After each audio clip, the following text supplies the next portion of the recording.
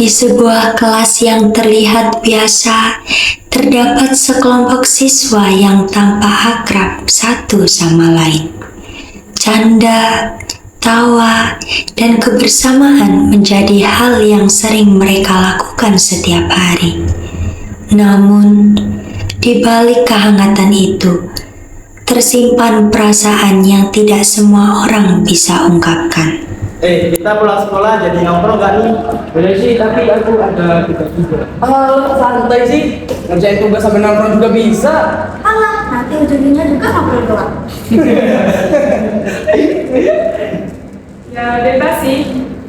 Kamu kenapa sih, Pak? Tadi Pak Dim aja. Gak apa-apa, cuma capek aja. Oh. Bel, udah bunyi tuh. Yuk istirahat yuk. Aku di sini aja deh.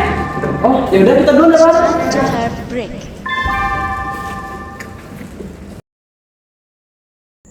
Di tengah kebersamaan itu, Farah mulai merasa berbeda. Ia merasa tidak sepenuhnya menjadi bagian dari kelompok tersebut.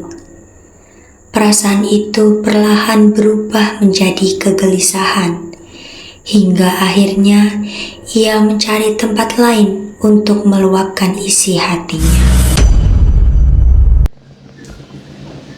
Loh, Farah, kok kamu sendirian aja? Iya nih. Aku mau nanya-nanya dong. Apa itu? Kok kamu kayaknya deket banget ya sama mereka berempat itu? Dibilang deket, nggak gitu deh. Emang kenapa? Kamu tahu nggak sih sebenarnya Pak itu lagi ada masalah di sekolahnya. Masalah apa? Katanya dia ketahuan bolos waktu jam pelajaran. Kemarin lagi dipanggil guru. Hah? Serius? Iya, tapi jangan bilang siapa-siapa ya. Iya, aman aja. Apa yang awalnya hanya dianggap cerita biasa, berubah menjadi kabar yang menyebar dengan cepat. Dari satu orang ke orang lain, hingga akhirnya sampai ke telinga yang seharusnya tidak mendengarnya. Elda, kamu tahu nggak sih? Kayak aku tadi ngobrol tuh sama Farah teman kelas kita itu loh. Nah, dia tuh cerita sama aku, katanya si Pak I kemarin dipanggil di BK. Hah? Apa iya? Iya, gara-gara dia bolos jam pelajaran. Gak nyangka sih, padahal dia tuh kelihatannya orangnya baik, rajin. Kan? Aku juga tuh gak nyangka sama dia, ternyata kayak gitu. Suasana yang awalnya santai berubah menjadi tegang. Di saat Lutfi menyampaikan ada kabar yang harus disampaikan.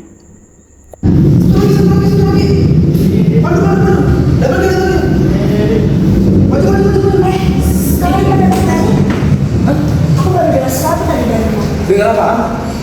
Nanti deh aku ceritain di tempat biasa. Oke deh. Ketika kepercayaan mulai retak, setiap orang mulai saling curiga. Tidak ada lagi tawa, yang tersisa hanyalah emosi dan pertanyaan. Siapa yang menyebarkan?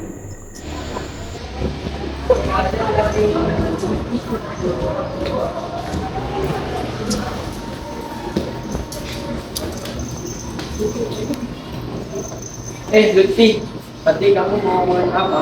Iya nih, Pi. Kalian sadar gak sih ini semua udah nyebar? Hah? Nyebar apaan? Masalah kamu bolos, Pak. Kok bisa sih? Padahal aku udah terbukti nggak bolos loh. Mungkin ini suka aja antara guru piket sama guru magang tersebut. Gak tahu, Pak. Tadi aku lihat sama LB itu udah ngomongin masalah ini di depan kelas kita. Ini seriusan? Siapa yang nyebarin?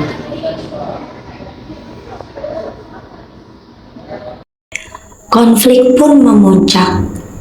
Tuduhan demi tuduhan dilontarkan. Hingga akhirnya kebenaran terungkap. Sebuah pengakuan yang datang terlambat, membawa luka yang tidak sedikit. Dan kamu depanku? Mana mungkin? Aku kemarin izin gak masuk karena ada acara di rumah bibiku. Oh iya juga sih. Dan kamu sendiri, Pi? Kamu gila ya, Dik? Gak mungkin kalau aku yang nyebarin masalah ini. Aku kasih tahu ke kalian kalau masalah Pak ini udah nyebar. Ya bisa aja dong. Bisa jadi kamu memutarbalikkan fakta.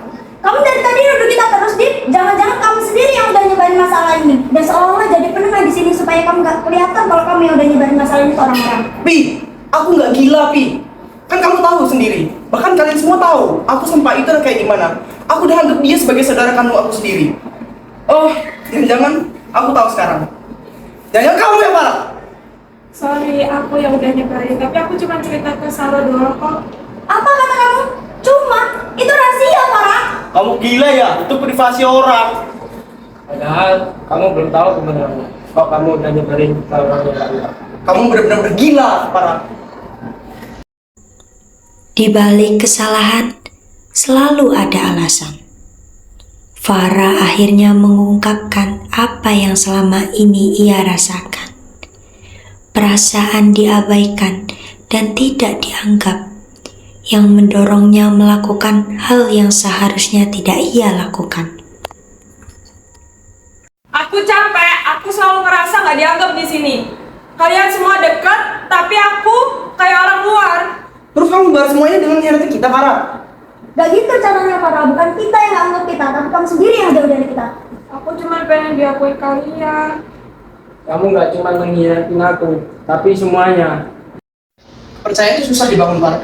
Sekali rusak, gak bisa balik lagi. Aku gak bisa anggap hal ini kecil. Aku juga. Udah cukup. Aku cuma butuh waktu sendiri kok.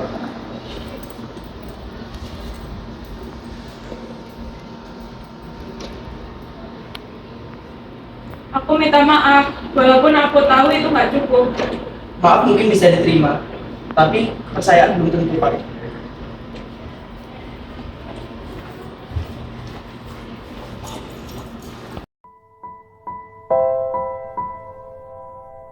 Penyesalan tidak selalu mampu memperbaiki keadaan. Kepercayaan yang telah rusak tidak mudah untuk kembali seperti semula. Setiap orang harus menghadapi perasaan kecewa dengan caranya masing-masing. Keputusan pun harus diambil. Tidak semua luka bisa langsung sembuh. Dan tidak semua hubungan bisa kembali seperti dulu dalam waktu singkat.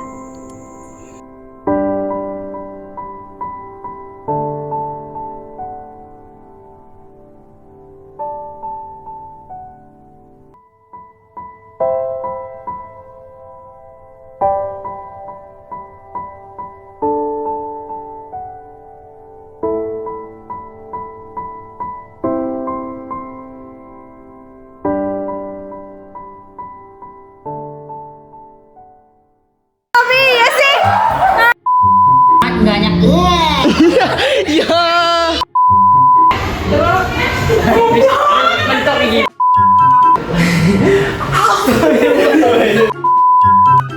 Kan tuh. Oh. Kritik aku udah.